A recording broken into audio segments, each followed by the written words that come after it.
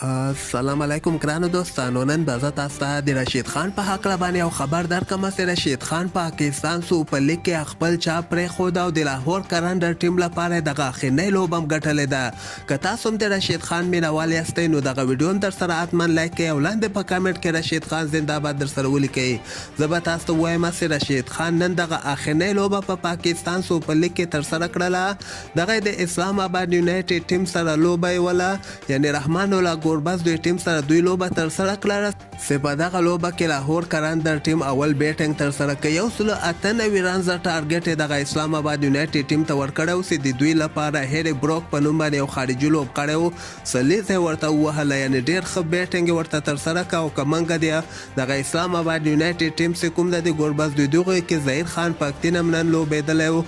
پاکتین په 4 اوورو کې 2 رنزه ورکړی دی او د مقابل ټیم یو لوبغاړی آوټ کړی ده، یعنې فخر زمان یې ورته آوټ کړی ده. خو که موږ د اسلام آباد یونایټډ بیټینګ وګورو، ګوربز ورته 11 بالو باندې 6 رنزه کړي دي چې پکې 1 شپږیزه او 2 څلوریزې وهلې دي.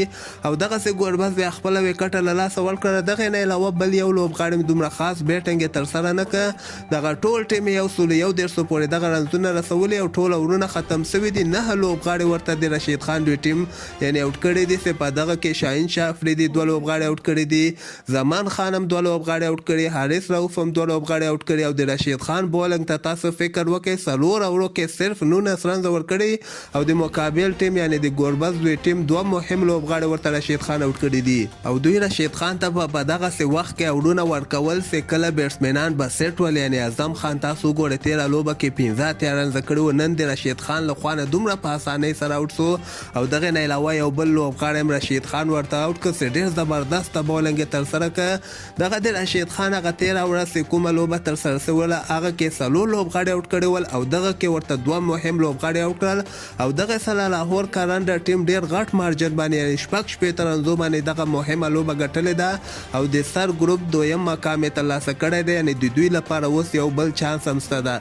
خو رشید خان ونه دغه اخرنۍ لوبه یې ترسره کړله، دغوی ته به د رشید خان تګ ډېر زیات تاوان ورسیږي. تاسو هم خپل نظر لاندې ما سره په کمنټ کې شریکولی سئ او همدغسې تازه خبرو لپاره تاسو دغه چینل هم درسره سبسکرایب کولی سئ.